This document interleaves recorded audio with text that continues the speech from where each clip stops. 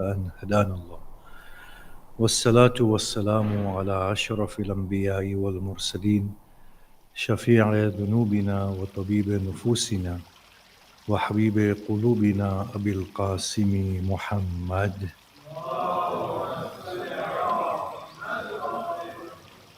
وآله الطيبين الطاهرين وأصحابه المنتجبين ومن تبعهم بإحسان إلى قيام يوم الدين.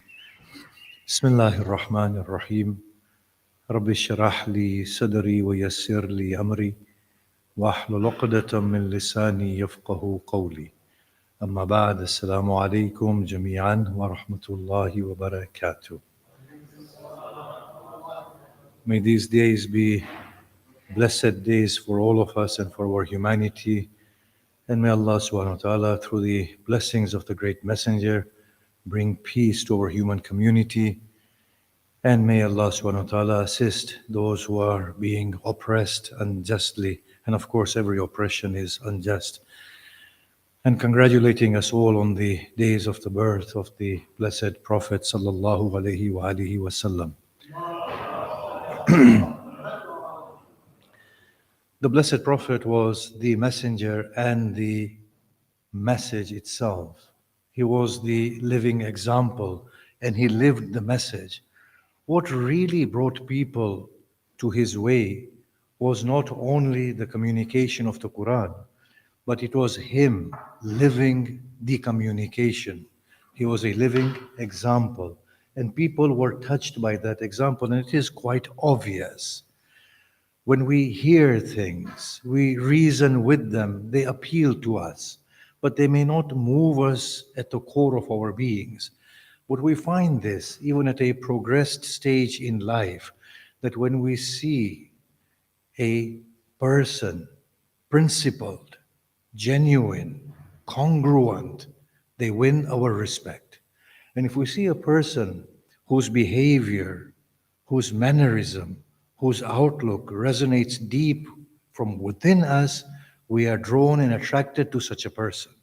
And we begin to trust those people, and we begin to seek guidance through their example. The case of the Prophet Muhammad was such a case, that he was a living example of godliness, of goodness, of tolerance, of beauty. This is what won the people towards him primarily and fundamentally. Now, I have quite a few things to say today, so I'll rush through it slightly. But you can imagine how genuine and sincere he was and how he won the trust of the people, that when he was preaching to a chieftain of Mecca, a blind man comes to him and interrupts him. The Blessed Prophet Muhammad turns away from that blind man, and it is quite expected, such a behavior, that if you have an opportunity, then you would want to seize that opportunity. And you can then revert to that other person at a later date, because there's a golden opportunity here that you do not want to lose. Now, at that point, the Blessed Prophet behaved in his humanness. But the verse came that you just disregarded him because he was blind. But what makes you so sure that he wasn't pure from within? And you rather give your attention to somebody who comes to you haughtily or to that effect. But how do you know whether he is cleansed from within? Now, the Prophet Muhammad recited those verses. That had a decisive impact on his audience. They said, look at his humility and look at how genuine this man is. Because anyone with an ounce of shrewdness would have concealed these verses, because these verses are modifying his own behavior. But he is not perturbed by this. Even though the verses are modifying his own behavior, even then, and it's a critique against him, even then he genuinely is giving it out. He is on his path. He is growing from within. It is not as if he is any less in his impeccable morality, because the very first surah said, إِنَّكَ لَعَلَى خُلُقٍ عَظِيمٍ. Even at the time when he was ordained as a prophet, and even before that spiritual nurturing that the Quran brought in began, he was still at that peak of human virtues. So people saw that this man is at the peak of virtues. And for the sake of that virtue, he wanted to get as many people towards a virtuous path as possible. Yet the Quran is modifying his behavior. And he does not hesitate and he says these verses out. This was a testament to the genuineness of this messenger, to the authenticity of this man. So people began to flock to him, not only because of the intellectual content of his message, but because of the way he was living the message. As it was coming, he was being sharpened, he was being polished, he was being refined beyond those glorious statuses at which he already existed. So the people saw genuineness in Prophet Muhammad, a lot of care, a lot of concern, a lot of love, a lot of humility. He's not out to gain anything for his own self. He is not covetous of power. He is not greedy. He is tolerant. He is forgiving. Now, the Prophet Muhammad's kindness, parental care was another thing that won people over.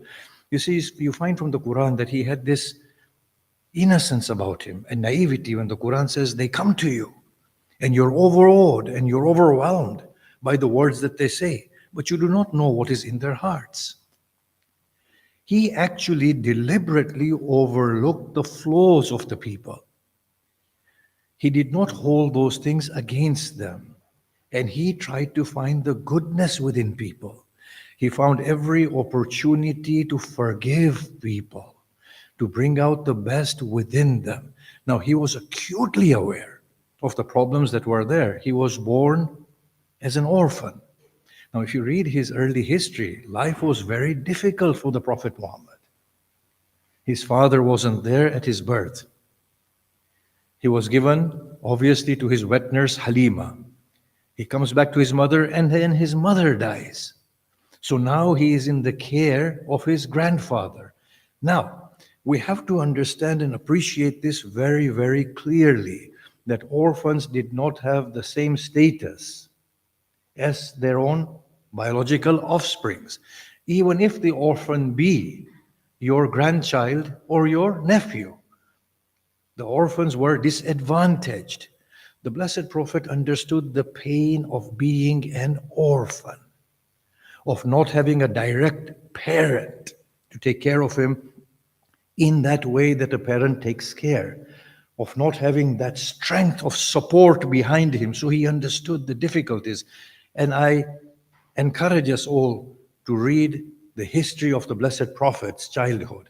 And of course, do not read the versions that glorify the events, the ones written by the Muslims, but read the ones written by the Orientalists, because we can get a glimpse of the truth that we won't get otherwise from the Muslim writers, because of course we have a tendency to redact things and to edit things out.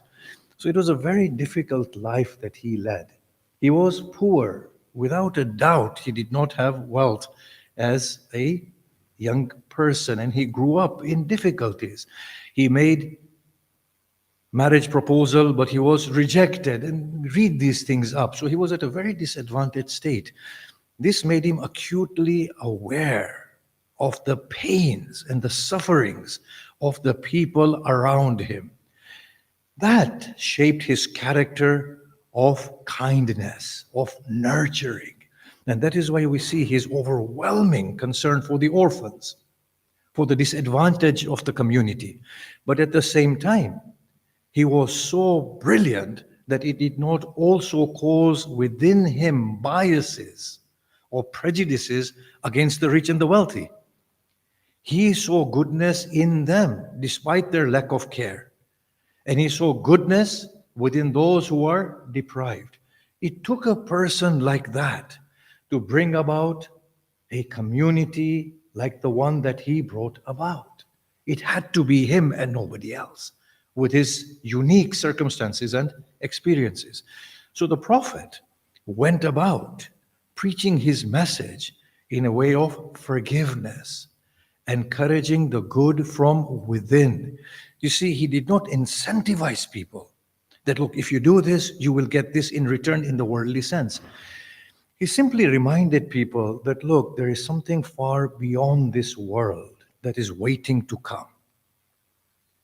Now, if you want to secure yourselves for that eventual world, which is far more enduring and unending, then what you need to do is to refine the inner being. So he said, if you wish God to forgive you, forgive others. If you want God to tolerate you, tolerate each other. If you want God to overlook your flaws and your faults, then overlook the flaws and the faults of each other.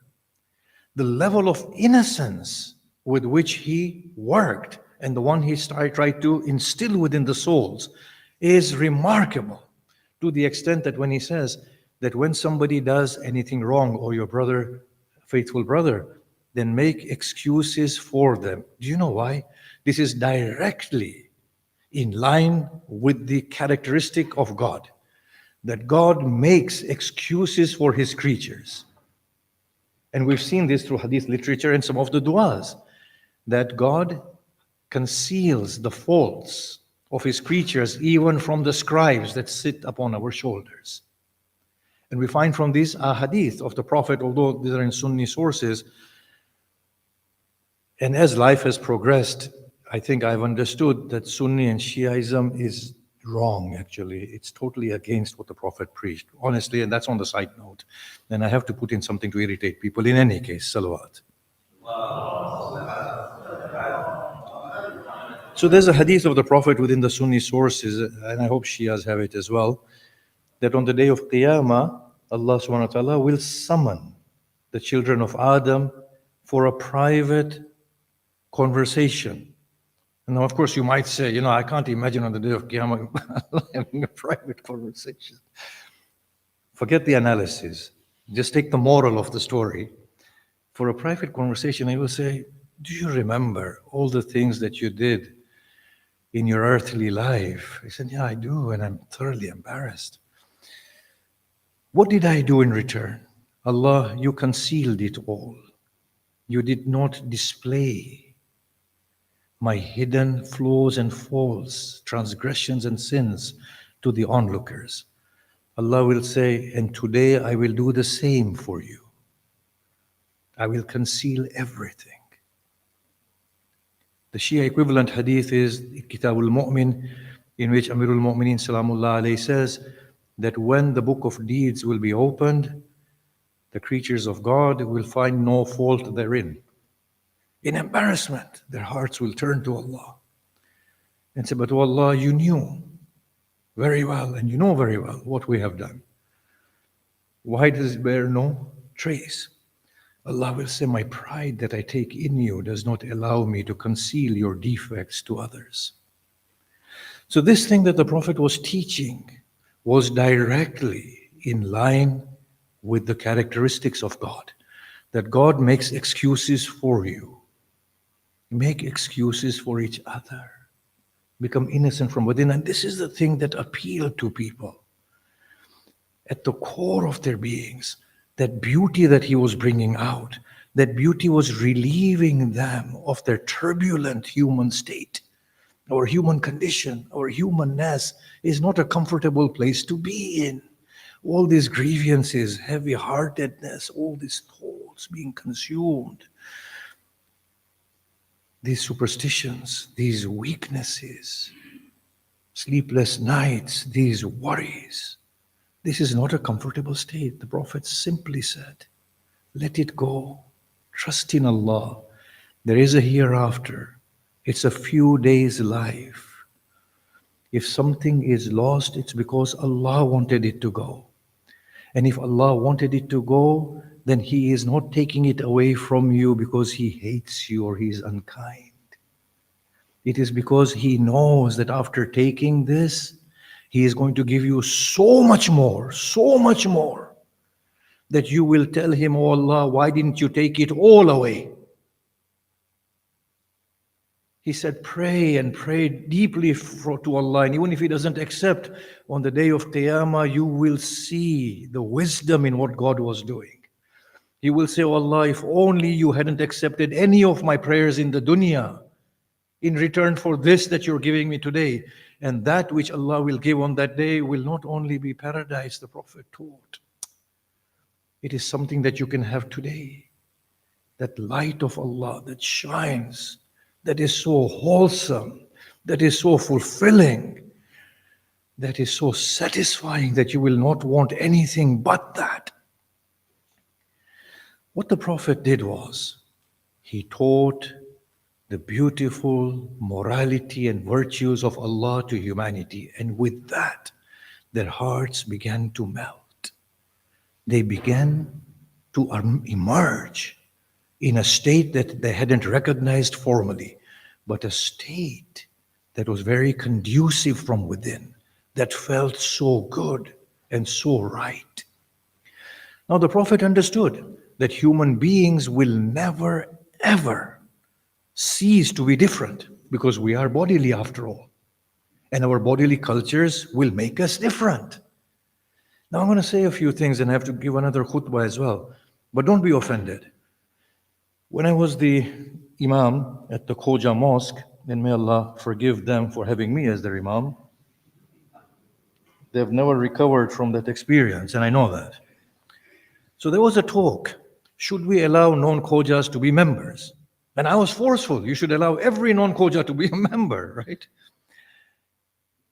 Now, we had Iranians, we had Iraqis, sorry guys. We had the reverts, the Afro-Caribbeans. Now, the thing that I didn't understand at that time, because I was much younger than what I am today, what I didn't understand there was the nuance, the humanness, the bodiliness. You see, I was very angry as a young man, and I said, no, forcefully, you need to accept them as members. There's only one Islam and one God. But of course, that was my naivety and my simplicity. That's an ideal situation. That's an ideal situation. You see, what the Prophet Muhammad did was, he said, look, there will be differences amongst you. They are inevitable.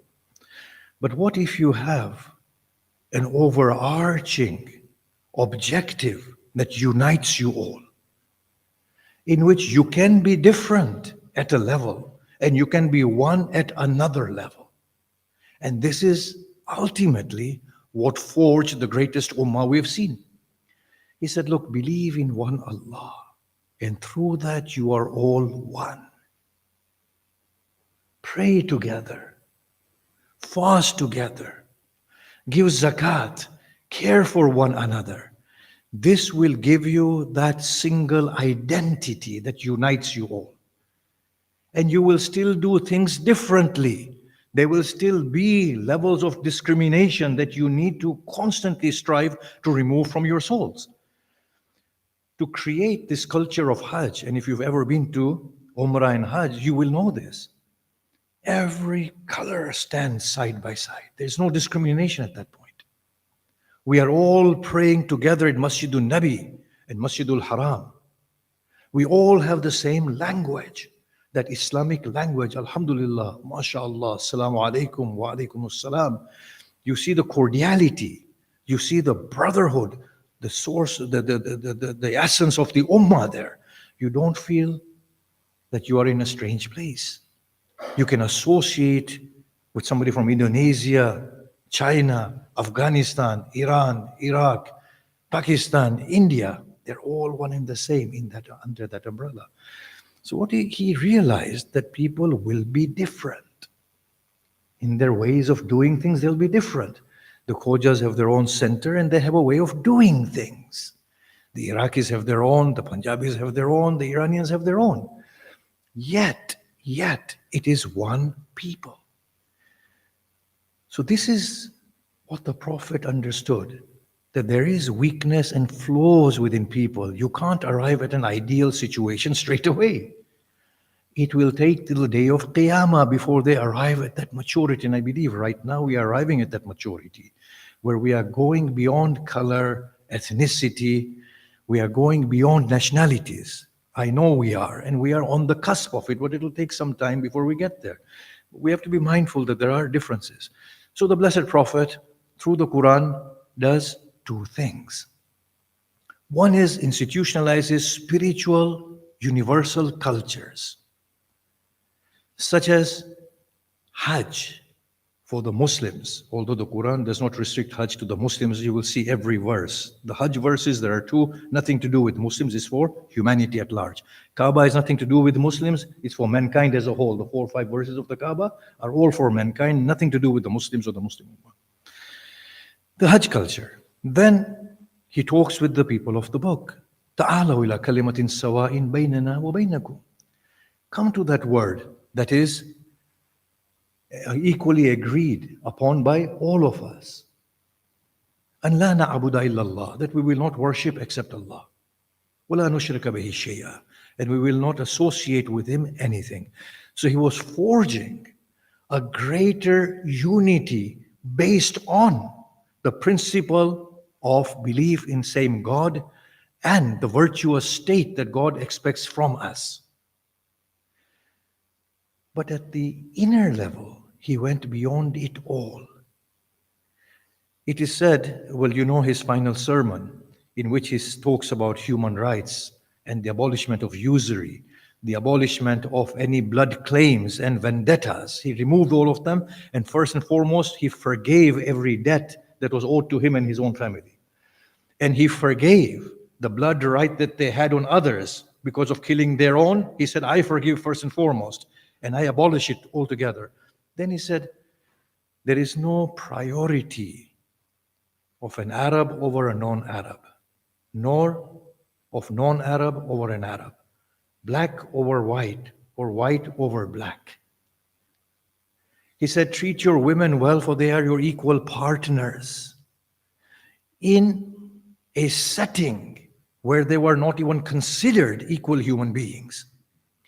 He said this in his final sermon, bringing about that beautiful universality beyond the differences. But the most phenomenal thing that he did was, he recited the verse of Surah Hujarat at the conquest of Makkah. Now, of course, this particular verse, you will find that the reason for revelation are quoted as many.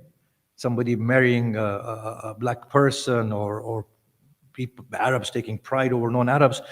But one of the causes of revelation listed, and I feel maybe it was revealed in one instance, but then repeated on many or several different occasions. But at the conquest of Makkah, when the Blessed Prophet sent Bilal to give the adhan, the Arabs frowned upon this. Could he not find anyone better than this crow to give the adhan? These are the words. Forgive me for the offensive tone, but that's the way people used to speak back in the day. Could he not have found better than this crow to call for the prayer? The Arabs said this, the Sahaba. After all, they were humans, infested with complexes. Yes, superiority of an Arab over a non-Arab, free man over a freed slave, white or black or whatever their biases were. The Prophet Muhammad recited this verse, and according to some, this verse was revealed at that point. Now listen to this verse and see that he definitely would have been successful after this sort of an outlook. يا أيها الإنسان إنا خلقناكم من ذكر وأنثى وجعلناكم شعوبا وقبائل لتعارفوا أن أكرمكم عند الله أتقاكم. Look at this verse. Amazing. O people, we have created you from a male and a female. And the Prophet said this in his sermon. You have all been created from Adam and from Hawa, and that's it. You have the same lineage, all of you. There is no priority to either any one of you or another. So the verse says, O mankind, we have created you from a single male and a single female. We have made you into tribes and nations, so that by mutual interaction you begin to understand the essence that the closest one to Allah is the one who is most God-weary, God-conscious, God-like, godly. In this verse, God is throwing away any distinction between not only white and black, rich and poor, Arab and non-Arab, free and slave. He is throwing away the distinctions between Muslim and non-Muslim, between people of Abrahamic faith and people of non-Abrahamic faith. He is ridding it all. Everything is out. And this resonates with those verses in Surah Baqarah and Al Imran. There are some verses that who is best in deen than the one who surrenders to Allah, and he is Muhsin. And in Surah Baqarah, this verse is also there. Something to that effect. Or surrender to Allah and be righteous, goodness, and do good to others. That was the essence of everything. So what he said was, be different in the ways in which you are, but only to the level to which it assists you to regulate your lives. But do not discriminate against each other. Do not discriminate, because your lofty goal is your God and nurturing those godly virtues from within. Here, there is no prejudice. There are no biases. There is no discrimination. Here you are all one, whether you be man, woman, free, slaves, black, white, Arab, non-Arab. There is no priority to any one of you. You will not pride yourselves over another. Here, God is the absolute yardstick. And if you arrive to God, then you have nothing to be proud about, because you will be the most humblest of all. For the closest to God was Muhammad Rasulullah sallallahu alaihi wasallam. And he sat on the dirty floor. And he ate sitting on the floor. And he milked goats. And he rode on mules or donkeys. He sat with little children. That was Muhammad Rasulullah. He disliked shows of arrogance and pride. He sat amongst his companions in a way that people could not distinguish him or distinguish between him and his companions. He had tears in his eyes at nights when he prayed to Allah. When he saw orphans being ill-treated, he cried and his heart broke. When his enemies came to him, he said, I forgive you. Muhammad Rasulullah, and I'm going to narrate this, and I'm sorry my time has gone, but I have to do the other next khutbah. I believe in this tradition. That as he was dying, the pain was bitter. So he says to the angel of death, lessen the pain. He said, dear messenger, this is the pain that will be incurred at the very least by every soul departing from this world. In that case, give me the sum total of all the pains that are to be endured by my ummah till the day of Qiyamah, so that none has to go through the pain that I'm going through. May Allah subhanahu wa ta'ala, for the sake of our blessed Prophet, enlighten our souls and our hearts. May Allah forgive us.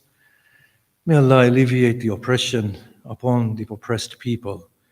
May Allah bring to swift justice and accountability the oppressors of this earth. Can we recite Surah Fatiha for all those poor people who have lost their lives in Palestine, in Lebanon, and elsewhere in this world, be they Muslims or non-Muslims? Al-Fatiha.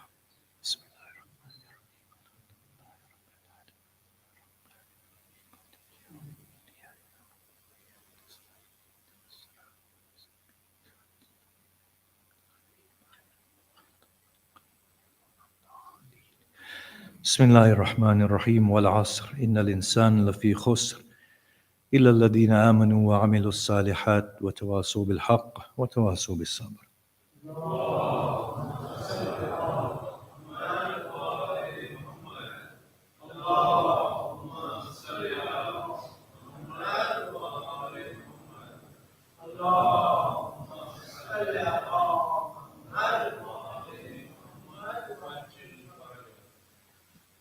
بسم بسم الله الرحمن الرحيم الحمد لله رب العالمين والصلاة والسلام على أشرف الأنبياء والمرسلين وآله الطيبين الطاهرين السلام عليكم ورحمة الله وبركاته. Forgive me for going over time. We are faced with current crisis of Islamophobia and immigration. Now, as far as immigration is concerned, of course, I don't want to go through the reasons for immigration, but of course, if we go around invading other people's countries and making them unlivable, then obviously we will get people coming here. And two, in the 90s, when we encouraged immigration, it was only because we needed the workforce. And before that, we needed people of other countries, other colors, to come and fight our wars for us. So I think, it's not altogether immigration that people have come to this country because this is such a beautiful country that they want to leave their lands. A lot of immigration has been encouraged by our foreign policies and our actions, which have been quite unjust, going into Iraq, for example. And now when the Palestinians have no land, and if they come here and then we demonstrate against immigration, I think we need to ask the deeper question that why is this happening? But in any case, on the issue of immigration, I want to take the other side as well. Yes, the people of this country do have a legitimate concern. It is true. Because I know from my own lived experience within a community, the Khoja community, the Punjabi community, the Iranian community, and to an extent the Iraqi community, that when there is a community set up, when foreigners come in, it is always a threat that our ways of doing things will not be sustained. So people are afraid. And it is something that we can acknowledge to be a genuine problem. So if you go to Iran, Saudi Arabia, any of our Muslim countries, aside from maybe Pakistan, you will find this resistance towards immigration because people want to retain the status quo, their cultures. It is a human frailty and human weakness, and it is to be acknowledged. At times, it is also a genuine concern that when people, I'm talking from the community background, that when people who do not understand the sentiment of the community, that they can totally ruin the functioning of the community if they are not in line with it. So they have to be introduced within the community, they have to be nurtured, cultured, and then they are made into office bearers. So for example, they know the ways of the community. And this is only natural. This is because we are still at an early stage in our human evolution. We are not there where the bodily distinctions and differences can fade away simply. We are still very body. So when they talk about immigration, I do not feel that all of them are racist. Yes. But the racist tendencies emerge overwhelmingly.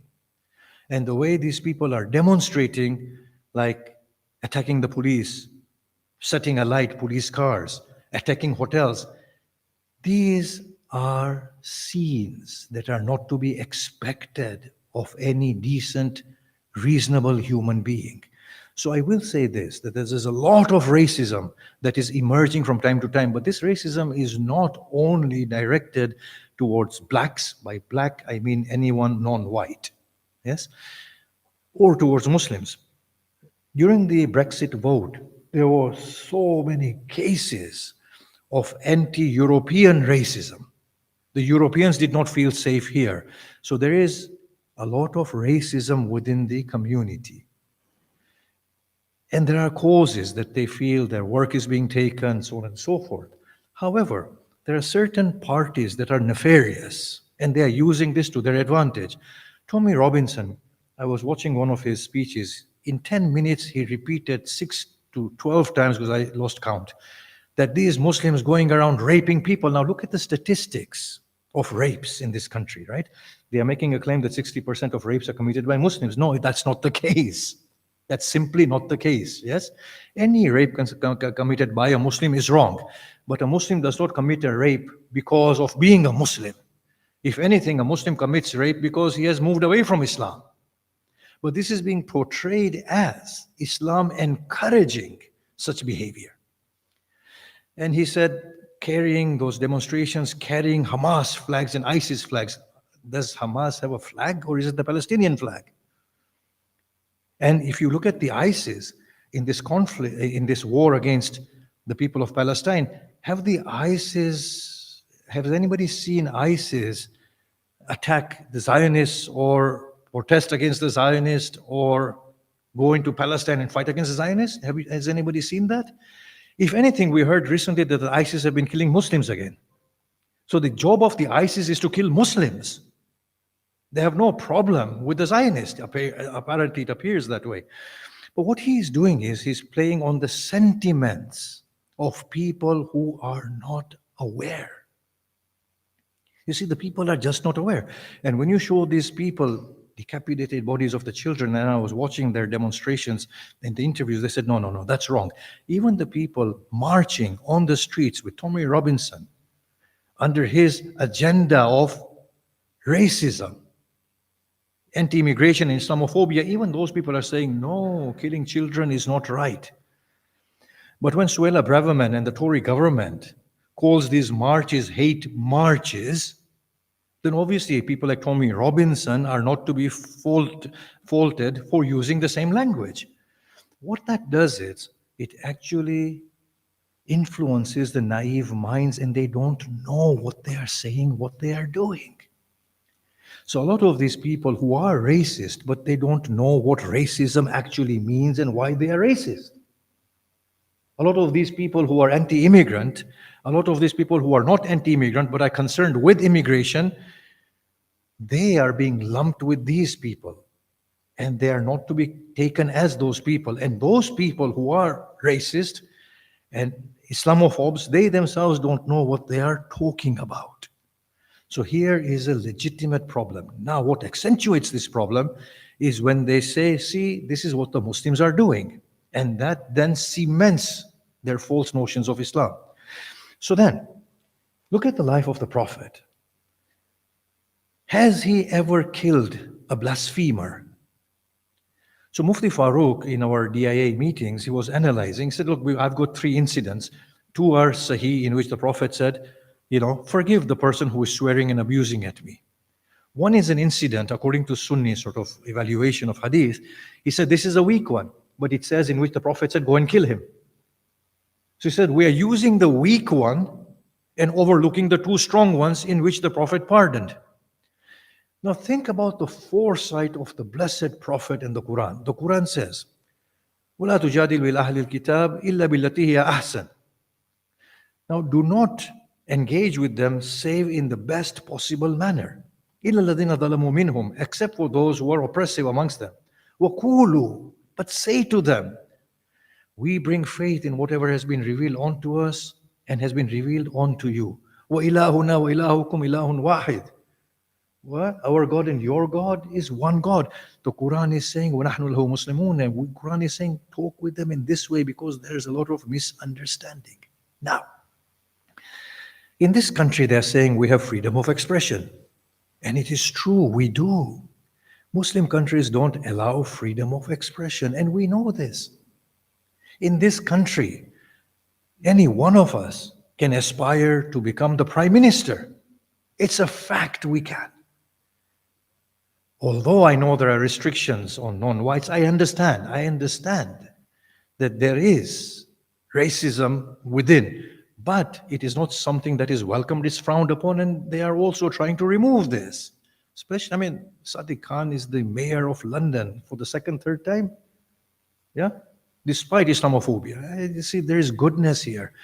In our Muslim countries, which country would allow you citizenship or allow you to buy a house and reside there? Forget about becoming the prime minister or we have prime ministers here, or president.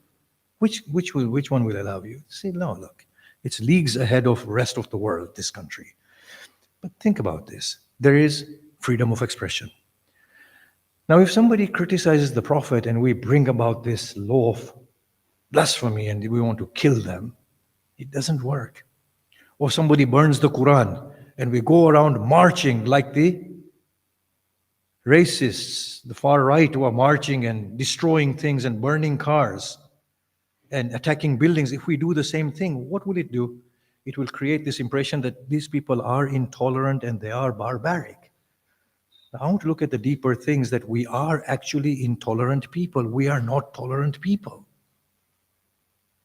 You say anything in Islam against the Muslim teachings, you will be killed. Forget that. You challenge the Maulana's opinions, you will be ostracized. You challenge the Mujtahid, you will be banned. You challenge the Ayatollah, you will be lumped as you will be blamed as an MI6 agent. We have zero tolerance. It's a fact. There is a problem with us. Did the Prophet kill an apostate? The apostasy wars were after the demise of the Prophet in the time of Khalifa Abu Bakr. Nothing to do with the Prophet. The Quran doesn't have a single verse about apostasy. Kill them. So I'm asking a question here. If the Blessed Prophet was here today, and if non-Muslims were to burn the Quran, how do you think the Prophet would have responded? The Prophet would have said that the Quran that you are burning, the one talking inside there, is telling us to be calm and to treat you as our brothers. And that response would change all those negative people. They would say, no, they are not like the way we've understood them to be. This book that we are burning actually teaches them not only tolerance, but to accept our right and to deal with us with care and love. That would have been the response of the Prophet. Because at the conquest of Makkah, what did he do? When he had the upper hand, what did he do? Did he seek revenge? Did he go after their blood? What did he do? He said, no, you are all equal now. You are all equal. There is no claim anyone has against you. This would have been the response of the Prophet. So I think there is something here for us to introspect and recognize that actually we are doing disservice to Islam in the way we are behaving, and there is a problem with intolerance within us. And we need to teach tolerance. We need to re-teach the prophetic life and his manner. Now, final argument, we will say that it's a country in which there is freedom of expression, but there isn't a freedom of expression because you can't say critically anything about Israel and the Zionists and the government, and that's true. And that's true. There's a crackdown on anybody who speaks against Zionism. That's true. I understand that. But there is freedom to challenge that properly, and we need to challenge it that, look, no, you should allow freedom of expression and thought. It's not seen as, it's not hate speech. You can criticize Islam, fine, there's no problem. And everybody should be allowed to criticize the governmental policies, and everybody should be allowed to criticize Iran, and everybody should be allowed to criticize Hezbollah, and everybody should be allowed to criticize the state of Israel and the Zionists. Everyone should be equal in that rule of freedom of speech. I'll stop there. Thank you. Bismillahir Rahmanir Rahim. Allahumma salli wa sallim ala Muhammadin al-Mustafa wa ala Ali al-Murtada wa ala Fatimah al-Zahra wa ala al-Hassan al-Mujtaba وعلى الحسين الشهيد بكربلاء وعلى المعصومين من ذرية الحسين. اللهم عجل فرج مولانا إمامنا المنتظر واجعلنا من أنصاره وأعوانه والمستشهدين بين يديه. بسم الله الرحمن الرحيم. قل هو الله أحد الله الصمد لم يلد ولم يولد ولم يكن له كفوا أحد.